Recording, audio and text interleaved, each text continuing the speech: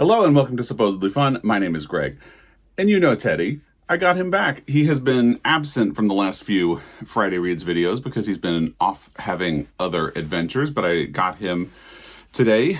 Part of it was last week we had warm weather. I was actually wearing shorts for the first time in 2024 last Friday or Thursday when I filmed on a Friday. And very different experience this week. We had a freak snowstorm on Wednesday. So we had about 2 inches of snow Wednesday morning, and then it all melted in the afternoon and the sun came out. So that was wild. Also not great for your sinuses. And then it's continued to be chilly, but not as cold as it was on Wednesday. So Teddy is feeling a little less active than he was last Friday when it was so warm. Let me see if I can move the camera down a little bit so you can actually see him. That's a little bit better. So we are here today to do a Friday Reads video where we wrap up the week in reading and talk about exciting bookish things that have gone on. This has been a really interesting week in reading. We'll get to the Friday Reads a little bit later. There are two things I want to talk about before we get there. And the first thing is that not this weekend as this video is being released, but next weekend will be Independent Bookstore Day. That will be April 27th, which is a Saturday. And it's a fun time. I love Independent Bookstore Days, which you know if you follow along, and I always encourage people, if they can, to find a way to support them. So Independent Bookstore Day is a fun way to do that. It's also a really busy day, so it's always great to get to Montana Book Company. That is where Joel and I will be going on Independent Bookstore Day. But they're so busy that you don't really get a chance to chat and catch up with them. But if you have an independent bookstore that you love, or if you live in a town that has more than one independent bookstore, I think Teddy is already wanting to go. I would encourage you to visit them because usually there are a lot of great things going on and fun activities. And again, it's just good to support an independent bookstore if you can. And if you live in an area that does not have an independent bookstore, I would encourage you to maybe order from one. You know, last year, and we might do this again this year, we don't live near Flint Hills Books, which is in Council Grove, Kansas, but we have ordered from them in the past. Lovely people. And what we did on Independent Bookstore Day last year was we just called them and said, listen, we know you have some great greeting cards. Here's how much we want to spend. Just pick some stuff out. And they sent us a really great bundle of gift cards that we have been using. I think we only have one left at this point. They were really great selections. So there are some creative ways you can support an Independent Bookstore Day Independent Bookstore Day if you would like to. It's just a good thing to do. And if you don't have the means, don't feel bad. You know, Joel and I have scaled back on spending a lot in the first half of 2024 because we're getting ready for our vacation and we're saving a lot for that. So I don't think we're going to spend a lot of money on Independent Bookstore Day. We might just buy one book, but we are definitely going to go and have a good time and see what happens. It's always a good time. So I'm wearing a sweatshirt from Raven Bookstore, which is also in Kansas, but a different part of Kansas from Flint Hills. I have never actually been to Raven, but it's another store that I have supported and just love. Danny Kane, who is one of the owners of the store, has become a big advocate for independent bookstores.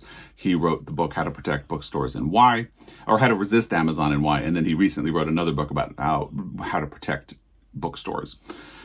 And yeah, so just putting it out there, Independent Bookstore Day is coming. If you don't have a plan but want to participate, now is the time to start thinking about a plan. And if you don't have the means, you know, maybe go to your library or find a way to celebrate in a way that is appropriate to you. The other thing I wanted to talk about before we get into the Friday Reads, I am getting kisses from Teddy, is that the Women's Prize for Fiction will be announcing its shortlist on April 24th, which will be next week. I believe that is Wednesday. I believe it's Wednesday. I don't have my calendar pulled up, and since I'm holding Teddy, I can't pull it, but April 24th. So I will hopefully be filming a reaction video on that day, and I will get it posted. I am not going to do a full prediction for what I think will make it, but I did note down 3 books that I will be surprised if they're not on the shortlist. And I would love to hear what you think might make the shortlist if you have been paying attention to or following the Women's Prize for Fiction this year. The 3 that I will be surprised if they are not on the shortlist are The Wren by Anne Enright, Brotherless Night by Vivi Ganeshananthan, which is also on the shortlist for the Carol Shields Prize at this point. It will be interesting to see if it potentially ends up winning both. And the third book that I will be surprised if it's not on the shortlist for the Women's Prize for Fiction is Enter Ghost by Isabella Hamad. The reason I'm centering in on these books is that they are the ones I've heard the most reactions to, especially The Wren. I got a lot of really great feedback about when the long list was announced. I had been kind of hoping that I would read an Anne Enright book in the month of March when I was reading Irish books to get ready for my trip, but I did not manage to get it in. Brotherless Night, I heard great things when it was on the shortlist for the Carol Shields Prize because a lot of people had read it because it was on the long list for the Women's Prize for Fiction. And it just got really great feedback from that. Enter Ghost is a book that a lot of people were excited about when the long list was announced, and I have since seen a lot of people read it and gotten comments about it, and it seems like a lot of people are also loving that book. So based on the reactions, I haven't read any of the three, but based on the reactions, I would be very surprised if they are not on the shortlist. But we'll see what happens with that next week. If you have thoughts about what you would like to see on the shortlist or what you think will make it, if you're going to be doing a prediction, let me know what your prediction is in the comment section down below. I might be reading one of the books that was on the long list right now, and we'll get to that. And I didn't include it on, I'll just say, it's Restless Dolly Maunder. Hang on, I'm going to reposition Teddy a little bit. So I'm reading Restless Dolly Maunder, spoiler for the Friday Reads portion of this video. And the only reason I'm not including it here is that I think those are the three books that everyone is reacting to the most positively. And I'll talk about Restless Dolly Maunder when I get to my Friday Reads.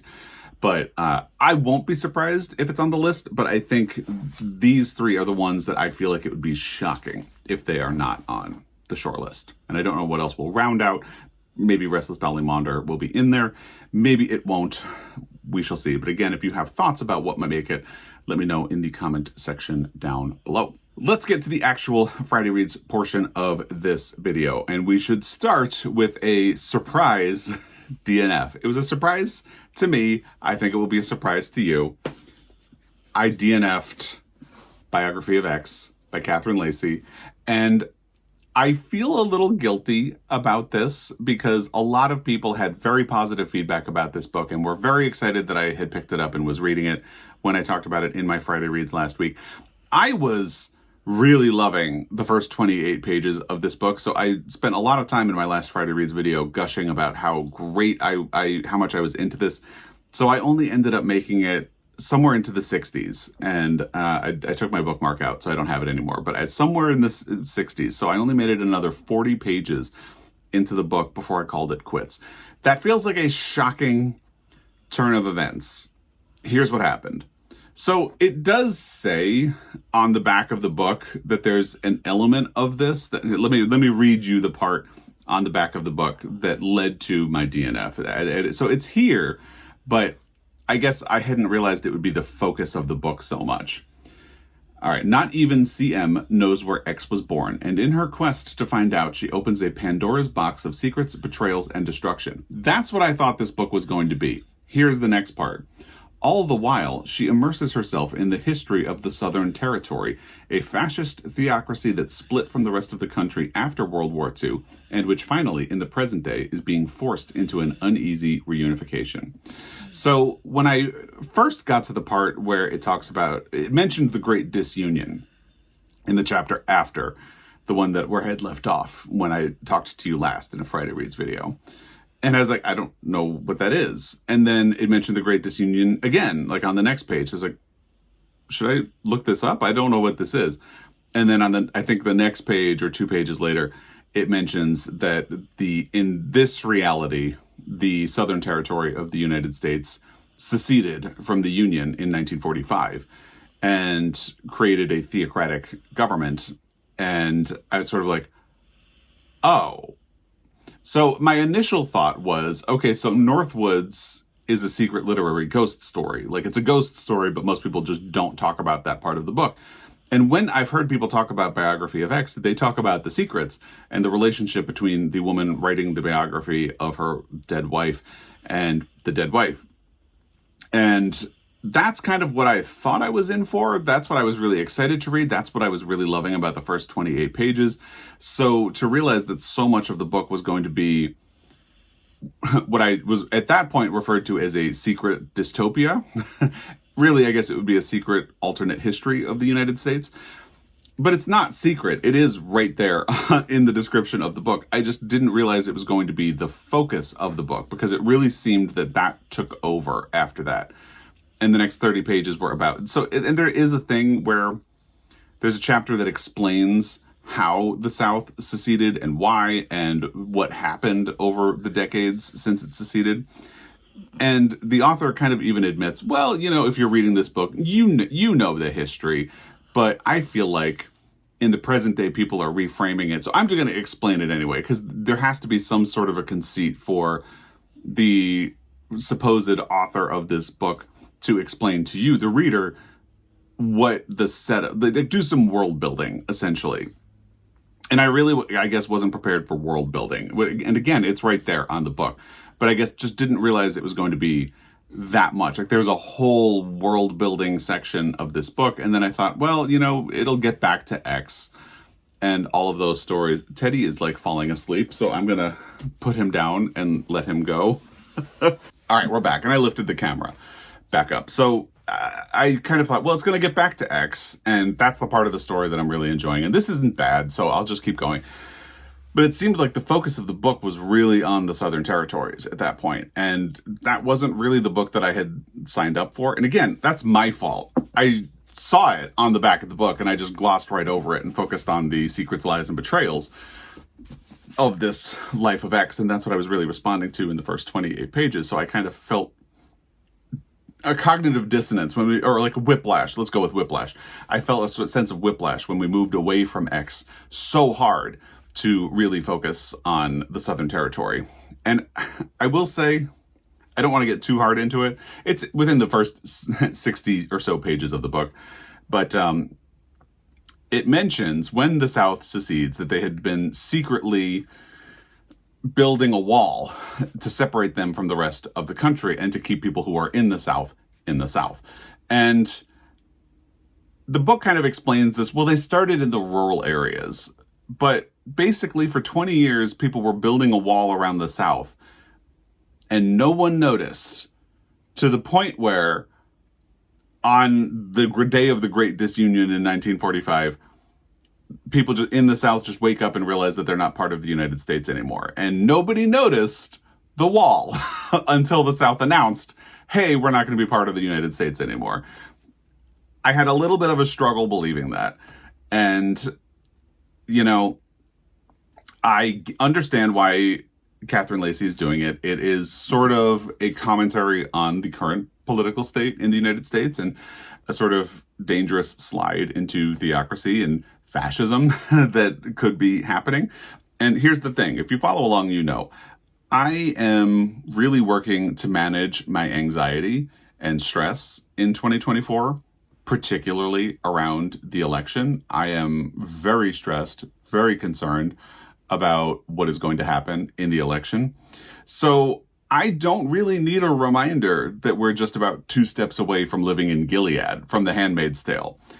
So this is not really what I had signed up for. And for my own stress, I started to think, I don't think this is a book that I want to read right now. Maybe if this actually wins the Pulitzer Prize, I will read it.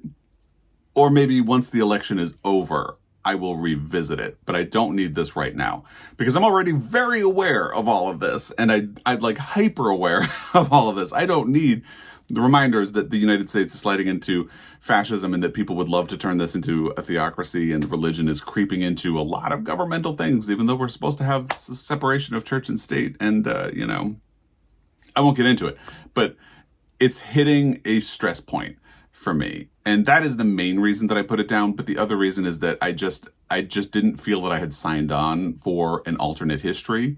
You know, sometimes you pick up a book and you don't get the book that you expect, and it turns out to be great, because ultimately it's not the book's fault if you expected something different from what it is. It should be allowed to be what it is.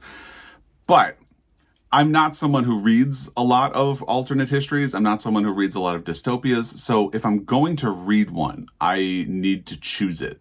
And I didn't choose that. And again, it's my fault. It's on the back of the book. But I really just had, when people talked about this book, they always talk about the secrets and the betrayals and that stuff. They don't talk about the theocracy in the South that has been taken over. The other thing that was really irritating me about this is that, one, like I said, I fundamentally did not believe that the South was able to build a great wall around itself with nobody noticing for 20 years, to the point where they could just announce, hey, we've got this convenient wall, we're going to separate ourselves. And by the way, some of the references are a little on the nose. Like, yes, they literally built a wall. Feels a little on the nose. But anyway, the other thing that was really bothering me about this is that it feels like, in order to seem impartial or fair, a lot of people feel like they need to engage in a sort of both sides thing. So Catherine Lacey does that in here. She explains that the Southern Territory was created largely in reaction to socialism in the United States, because in this reality, I guess World War I didn't cause a snapback on. There was a movement toward socialism. There were socialist activist groups in the United States in the early 1900s as a response to the Industrial Revolution. World War I really snapped back on that idea, and socialism started to decline. It became sort of criminalized, weaponized, but there was a lot of fear-mongering around it, which led eventually to the House Un-American Activities Commission and things like that. So in this reality, I guess World War I didn't cause that snapback.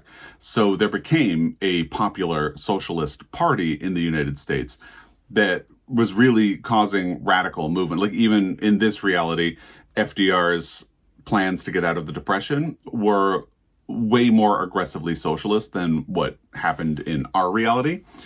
So the Southern Territory is really in reaction to that. And I just feel like, you don't need to explain the existence of a theocracy by having the other side be socialists. Both sides don't have to be bad. And I'll leave that alone. But so that was another thing that was really bothering me. So ultimately, I just thought, you know what? I feel like this book is going to really irritate me if I keep reading it, because it's not the time. It's hitting on a bunch of stress. But I do have quibbles with some of the ways in which things were happening, and I worry that they would have only gotten worse if I had continued. So that is why I decided to put down Biography of X by Catherine Lacey. I don't think anything I've discussed is a spoiler, because it's all before the first 70 pages of the book. The downside of it is that the revelation about the Southern Territory happens right at about page 45. So my rule is, if I don't get 50 pages into a book, I don't count it as something that I read. I don't count it as a DNF. I figure I didn't get far enough. But if I get over 50 pages, I count it. And if I stop reading it, I have to count it as a DNF. So that's where I'm at with Biography of X. It does count as a DNF. Last year, I only had one DNF the whole year. In 2024, we're not even done with April, and I have two. But as I said, I'm trying to manage my own sense of anxiety as we continue on in an election year. So I'm embracing the DNF, and that's kind of where we're at with this. So there's a chance I might come back and try. Obviously, if this wins the Pulitzer, I will have to come back and try. I'll have a link to my Pulitzer predictions video down below. I do think this is a fairly solid contender, but if it wins, I'll have to revisit it. Otherwise, maybe after the election, I'll think about trying again, but I feel like if this doesn't win the Pulitzer, I'm just going to let it go. And apologies to everybody who really loved this book and was so excited that I had picked it up and was really loving the first 28 pages. I'm as disappointed as you are, believe it or not. But I just know that this is not a book for me right now, and I did definitely have some quibbles. Again, if I'm going to read an alternate history or a dystopia, I need to choose it. And I didn't realize that's what I was choosing when I picked up Biography of X. And it's just one of those curious things, because when people talk about Northwoods, they don't talk about the ghosts. And this is such a huge part of the book. And when people talk about biography of X, at least in the discussions that I've heard, they don't talk about the alternate history angle. And that's it seems like it's going to be such a huge part of the book. So it's just interesting. So what did I do after? Well, also the process of deciding to DNF it took a little while because I thought, you know what, I'm going to give it a try. And then I just didn't want to pick the book up for 2 days. And that sort of let me also know that it was a good idea to DNF. I'm embracing the DNF this year. If I'm not feeling it, I'm not going to try to force myself to keep going.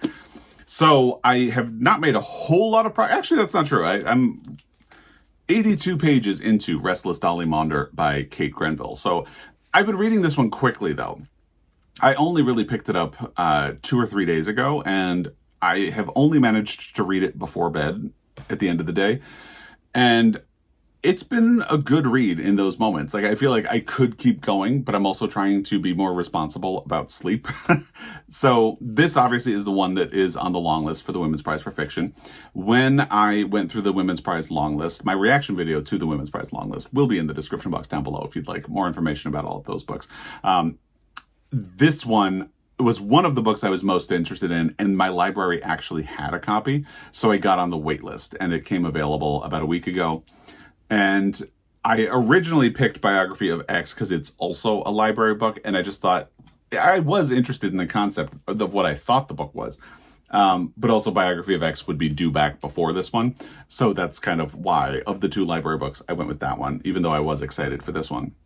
So the premise of this one is that it starts in Australia in the late 1800s. Let's see, 1881 in New South Wales. And Dolly Maunder is born. Her name is not actually Dolly, but it's her nickname because she's one of the youngest kids in the family. So at the time, she is almost treated like a princess. So they start calling her Dolly because she's like a little doll, the family's little doll. And she is born right at the time when it becomes a requirement that kids have to go to school. And in her early years, like her younger years, enforcement of that is pretty lax. Basically, parents will send their kids only for the required amount of days, and then they'll have them help out on the farm because it's not really being enforced that they should be in school beyond that. Then they get a new schoolmaster who does enforce that. So the difference between Dolly and the rest of her siblings is that she actually gets to go to school and they didn't. And she's good at school. She's very smart. She loves school. She decides she wants to be a teacher. But she can't go on to do the schooling required to become a teacher without her father's permission, and her father will not give permission for her to do that. So Dolly has these ambitions and dreams in life. She looks around at the women around her and her family and in the town around her, and she doesn't want what they have. She wants more than just being a wife, a mother, a cook, and someone who cleans the house. She wants to aim for something more, but the world is so stacked against her that she can't figure out a way to do that. And, you know, then she starts getting older. She's like 20, 21, and expected to marry. And she doesn't know what to do because she looks at all the men around her, and a lot of the men expect a woman who is just going to be a mother, a lover, a cook, and a housemaid. And she does. So she is trying to find a way to navigate in the world to get some of what she wants and to have agency. But everything is so stacked against her. It's a really interesting book. I will say it's a little bit, I don't want to say obvious, but I guess that's kind of what I'm going for. Like, it's telling you a lot of these things, and it is showing them. I know a lot of people really get into the tell not show divide, and I tend to stay out of that. But I will say, if it's being a little bit obvious in its handling of this theme, but I really don't mind it at all. I'm enjoying the book. Kate Grenville has actually won the Women's Prize for Fiction before, back when it was called the Orange Prize, I believe. So I'm glad that I have this book, and I'm not far enough that I feel like I can comment too much on the overall quality. That's all I can really say about what has happened so far. I will tell you, though, gorgeous end papers. Are you ready for this? How pretty are those end papers? I love it. And what's really interesting about this is that this appears to be a British copy of the book. It has a British publisher. The website it refers you to is a .uk website, but my library has a copy. I don't know how that happened, but I'm grateful because I'm really enjoying it so far and glad that I was able to read this one because it is one of the ones that jumped out to me the hardest from the Women's Prize long list, and we'll see if it ends up making the shortlist. With Demon Copperhead, Barbara Kingsolver became the first person to have won the Women's Prize twice last year. And we'll see if that ultimately happens again. I feel like I'm much more in the camp of the Ren Brotherless Night and Enter Ghost, meaning that I feel like they would be much more obvious winners than this, but it feels like a Women's Prize type of book. So I'm not surprised it was on the long list. We'll see if it makes the shortlist. And if you've been reading it or have read it, I would love to hear your thoughts of it. So that's what I've been reading in print. On audio, I did finish Here We Go Again by Alison Cochrane. I did cry, as expected, and I loved it. I thought it was a fantastic, wonderful book. It's in my top 3. I need to let a little time and distance build before I really adequately place it, because I'm on a real big high with it, but I think it's just a lovely book. And I'm so glad. I'd spent a lot of time talking about it last week, so I won't spend a lot of time talking about it this week. But I loved it. I thought it was so great. And yes, I cried. It's emotionally devastating, but it's also a little uplifting. And I would recommend it. If you're into the idea of an Alison Cochrane book, just grab it. Just grab it. It's really, really well done. So I took about a day or two to emotionally recover. I think I actually took 3 or 4 days to emotionally recover after I finished that, which I think was Saturday or Sunday. I don't remember which. And I only actually started a new audio yesterday. So I took a couple of days to emotionally recover from Here We Go Again. And then I picked up the audio of The Adventures of Huckleberry Finn by Mark Twain. I had sort of wrestled with the idea of whether or not I was going to read this before I read James by Percival Everett. And I almost convinced myself that I wouldn't read Huckleberry Finn first, but then Joel and I were talking about it, and Joel had a very astute point, which was, because what I said to him was, well, I didn't read David Copperfield before I read Demon Copperhead, and that was fine.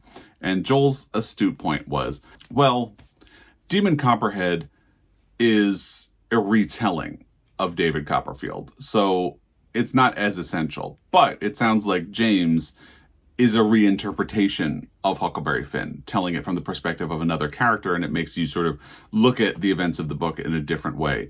So it feels a little more essential to read Huckleberry Finn. So he's right. He was right. I was like, oh, wow.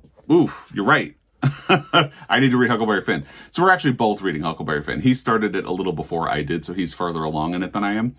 I am not even 15% into the audio, and it's going to be an interesting ride. There are a lot of slurs. The N-word, yes, but there are some others as well. And it really puts you in the head of Huckleberry Finn, who's a young man really into mischief. And that's going to be interesting as well. But we've met Jim twice at the point where I met, and he definitely is portrayed as ignorant. And it'll be interesting to see Percival Everett's take on this story and on Jim. So I've started it. I've barely gotten into it, but we'll see how this develops. I do think it was a good idea to make sure I read Huckleberry Finn before I dive in. I had thought about reading Blackouts, and I mentioned this in a video. I did my book haul revisit, and then I did a short this week just mentioning the topic of whether or not people read with the dust jacket on or off. So I had already taken the dust jacket off of Blackouts, which you can see, because I had been thinking about reading it. And after I put down Biography of X, I did almost start Blackouts. And then I thought, you know what? First of all, Restless Dolly is a library book. I should get to it first.